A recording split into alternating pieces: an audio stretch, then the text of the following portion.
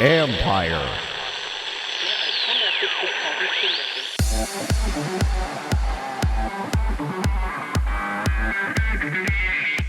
The NFT space is wide open for new innovation. Gone are the days where you can just, get an artist, pay them a little bit of money, produce something, and it's going to go for millions. You really need to go for it. You really need to put in utility. You need to put in time. You need to make sure that the NFT you produce is really high quality. That's Chris Worsey, CEO of SportsIcon, where digital retelling of all-time great moments is a mission. This is the Future Sport Podcast. I'm Bram Weinstein.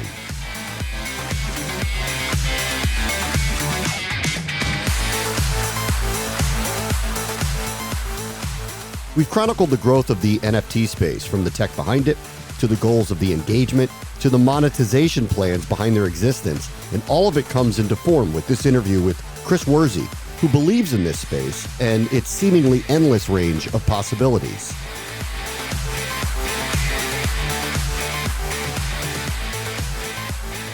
Our guest this week is Chris Worsey. He's the CEO of SportsIcon, which is a company that is making NFTs with some of the greatest athletes of all time, and they're providing curated insights into pivotal moments through their journey.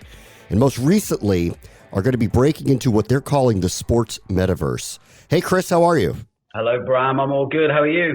Great. First, before we get into, this feels next level, the sports metaverse, let's just talk about SportsIcon for a moment. What does your company do? So SportsIcon, we've been at the forefront of sports and Web3, since sort of December 2020. So what we're doing, Bram, is trying to build a new type of sports brand, a sort of a Web3 focused sports brand. So what we've done so far, we've created a really vibrant community. We've raised $7 million off people like Roham, off Dapper Labs, off Chad Hurley, the founder of YouTube, Andrew Bogut, the guy who used to play for the Warriors, Nas, the rapper. And really it's about, building this new type of Web3 sports brand. So, there's three parts of the business. The SportsIcon.com, that is an NFT platform where any athlete or sports creator in the world can create their own profile and mint NFTs directly onto the Flow blockchain. Ethereum is coming soon. There's the sports metaverse, which we are officially launching today. That's the expansion of the SportsIcon universe. And that is that's a place, a metaverse focused entirely on sports. And so, what you've got there is the first time in history, you've got the most prominent sports stars, brands and clubs together in one place. And in addition to that, we've got our PFP project, which is the SportsIcon Lion Club. So Lion Club members, we've created next level utility for them. They've had experiences and conversations with people like Baron Davis, Floyd Mayweather, Luis Figo, the soccer player. We've got a huge Brazilian star coming soon, and they've also had in real life experiences. We sent 3 people to the Super Bowl. We've got together at Madison Square Garden in a box. We've got a box at Wembley Stadium for all of the soccer games this year. So, yeah, that is, in a nutshell, what SportsIcon does. All right. So in the NFT space, as it has grown since you've been at the forefront of it, what are you finding that fans these days want when they are collecting or interacting with NFTs? I think what they're after is a combination of factors. They're after community. So they want to meet people from all around the world with similar interests. They want to be entertained. So, they don't want to just be in a boring, dry Discord. They want little mini games in there. They want to have fun in there. They also want to have in real life experiences. So it's great buying an NFT and trading an NFT, but if you can utilize that for real life experiences, that's great too. So I think it's, the NFT space has evolved massively since the days of sort of huge in January 2021, February 2021. Then the apes came in sort of May 2021. I think, more and more the sector's all about utility, be that digital utility or in real life utility. It's interesting because what you're mentioning is a period of a year.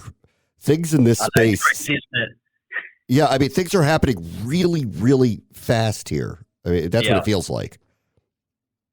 Absolutely. This is my third business, and I feel like I've I've lived a lifetime in the past 12 months. It's been absolutely crazy. When we started this company in August 2020, I think NFT trading was like $20 million worth of trading in a year. And I've been a big fan of crypto kitties and also always a massive sports fan. So I started to think about that idea in August 2020. And then, by the time we raised our pre-seed round from Roham and Naz and all those guys, it was sort of January 2021. And since then, the NFT space has just been an absolute rocket ship. You are seeing companies that, you look at Yuga Labs now with raising at 400, was it 400? They've got a market cap of 10 billion. They raised at 450 million valuation. All in 11 months. Yeah, it's a crazy space to be in. It is. As you talk to athletes, are you also talking to leagues and teams? And do they have the same, I guess, what's the way to put this? Do they want the same things that, say, the athletes want when they're trying to work with you? Yeah, I think, in the sports metaverse, we want athletes and teams in there and sports brands. What we'd like them to do is come in and buy their own space and, get their audience in there and interact with their audience in completely new ways. In terms of what they want, I think the European teams are a bit more, let's wait and see how NFTs and crypto in general pans out. I think over in the US, I think there's a lot more innovation. I think the sports teams over there are a lot more open-minded and excited about the space. So yeah, sort of different in Europe and in the US, and we're seeing quite a lot of teams come out of South America now. So Brazilian soccer clubs seem to be really interested in NFTs and really like the space. What we say to athletes is, and NFTs is not a quick cash grab. Yeah, gone are the days where you can just get an artist, pay them a little bit of money, produce something, and it's going to go for millions. You really need to go for it. You really need to put in utility. You need to put in time. You need to make sure that the NFT you produce is really high quality. You need to do things like jump on Zoom calls. You need to be in the Discord. You need to understand the space. Gone are the days. And actually, Bram, I think that the cash grab days for athletes were probably 2 months in 2021. Yeah. Probably February, March 2021, where you could release whatever and make $3 million. Those days are gone now. Yeah, Top Shot came out. The news cycles were about exploding prices with Bored Apes and whatever it may be, and it slowed down. So when you talk to these athletes, what are you pitching to them about why they should be involved in this if it's not going to be an immediate financial windfall for them? Well, I say, look, the metaverse and NFTs are the successor to the mobile internet. So, you had Web 1, which is, the modem days, probably looking at 1995 when Netscape was founded up to about 2005. That was Web 1. And you got Web 2, Facebook. So, Facebook and Instagram and Google, all these big platforms that sort of sucked up all of your data and monetized that data. And now you've got Web3, metaverse, NFTs. So everything is decentralized. It's all organized around tokens. And, you're going to have a metaverse with an amazing 3D experience, which is going to be the new playground where you can interact with your fans. So we're saying to the athletes, guys, if you want to be on the cutting edge of this Web3 revolution, if you want to interact with your audience in really new, compelling ways, this is what you need to get involved in. You need to have a space in the sports metaverse. You need to have an experience there. So yeah, that seems to be going down well so far. Metaverse is a very broad term. As you guys kind of thought about what that part looks like, that's the sports metaverse, what are the aspects of it for fans and for the athletes and for everyone? How did you think through what this experience should be like?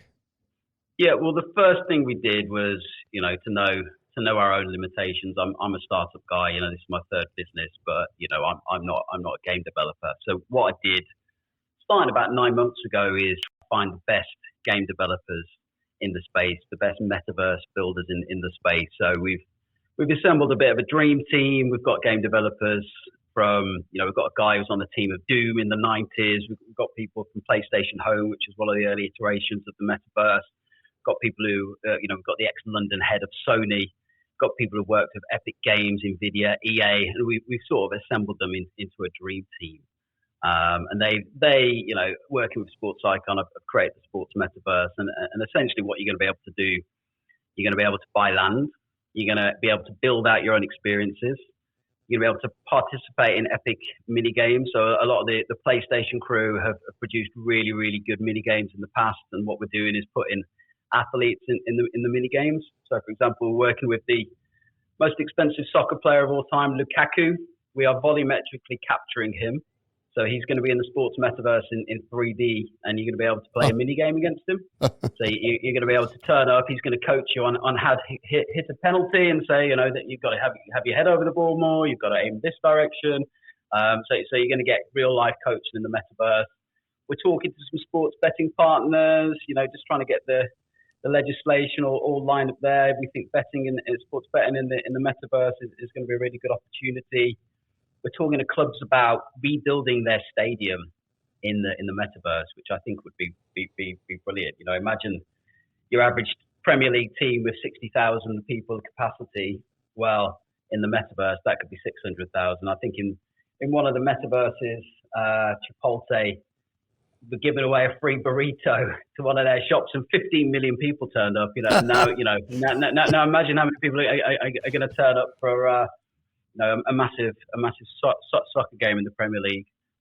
So that's where we're headed. We're really excited about it. We're announcing it today, and the public sale for land is going to be in June. And 20 brands, athletes, or teams listening. We are talking to a lot at the moment about doing a private sale for you guys. So when we launch, you'll have a fully built out space. This episode is brought to you by LinkedIn.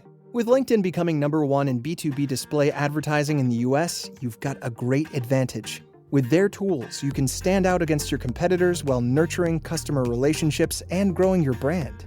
So scale your marketing and grow your business with LinkedIn advertising. As a thank you to their customers for helping them grow 3 times faster than the competition, LinkedIn is offering a $100 credit on your next campaign. Just go to linkedin.com/marketing. Guys, if you're looking for that extra confidence when it's time to have a little bit of fun, let me tell you about BlueChew.com. Blue Chew is a unique online service. It delivers the same active ingredients as Viagra and Cialis, but it comes in chewable form, and it's at a fraction of the cost. Blue Chew's tablets will help you combat all forms of ED.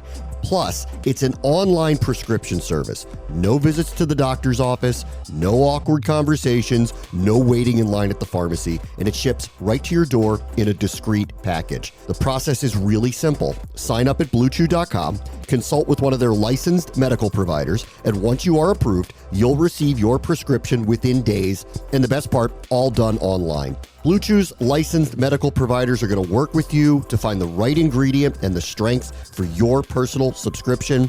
Plus, their tablets are made in the United States. They prepare, they ship direct, and it's so much cheaper than going through a pharmacy. And here's a special deal for our listeners. Try Blue Chew free when you use our promo code FUTURE, F-U-T-R, at checkout. Just pay $5 shipping.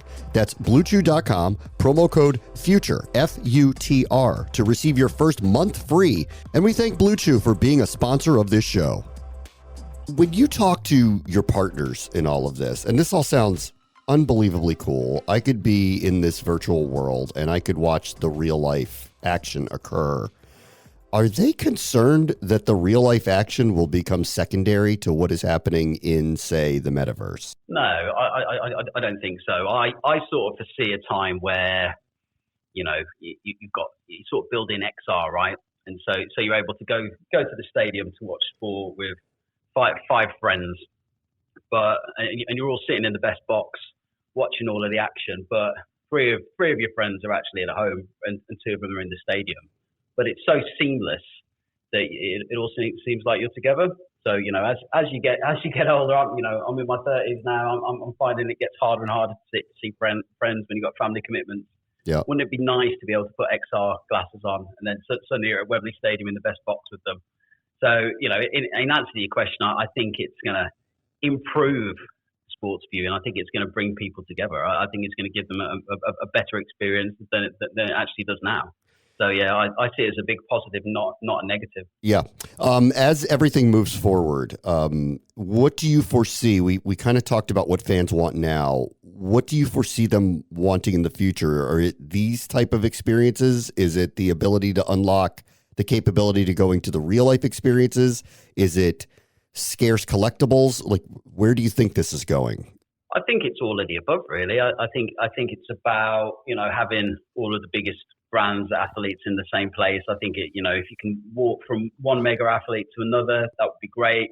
I think it's about building in lots of mini games. I think what we want to do is give these guys a AAA experience. So build in really, really good games into the metaverse to keep people engaged. But perhaps as a game involving a stadium, perhaps as a game involving one of our icons that I've already talked about.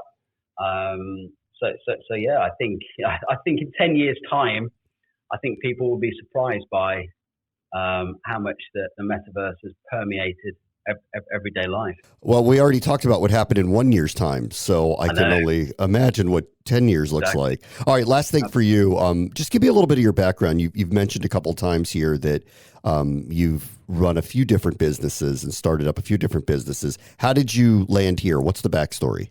Yeah, so I founded and sold two. So I started my career in New York, did real estate for a year, which is awesome. I'm from a place near Birmingham in the UK, so going to New York when I was 22 was a real eye-opener. Then I worked in banking in London for a bit, and then I set up my first company in schools, sold that in 2015, set up another company called Course Match, helping young people into university in the UK, sold that. And, I was just interested in sports, and I was interested in communities, and I was interested in NFTs from reading Fred Wilson's blog posts and learning about CryptoKitties. And I was also involved in politics for about 9 years in the Labour Party, and I was also in the Cooperative Party. So it just felt natural to me. I've been working in communities as well as running businesses. I've been working in communities with sort of cooperative values. And I sort of see Web3 as an extension of that. Instead of 20 Facebook execs getting ridiculously rich, you're sort of enabling a community of people to have amazing experiences, hopefully make money, have fun, meet people from all over the world. So yeah, I sort of saw it as an extension of what I was doing in politics and business. So yeah, it all came together quite naturally. It's really interesting. Chris Worsey is the CEO of SportsIcon. They'll be launching the ability to buy land within the sports metaverse. Thanks so much for joining us. Thanks, Bram. Appreciate it. Cheers.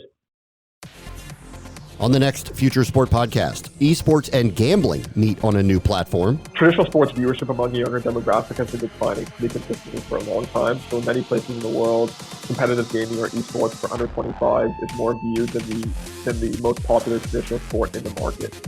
And that's only going to continue. The reason for that is if you look at the average esport, the number of data points on the screen averages between 50 to 60. So go on Twitch and watch any competitive esport.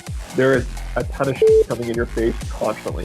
That's Steven Sauls, co-founder of Rivalry. We have an amazing conversation about generational differences with gaming, how content works in the broad metaverse, and where gambling may find a foothold outside of traditional sports. That will do it for this episode. As always, the future is now. This is the Future Sport Podcast. I'm Bram Weinstein.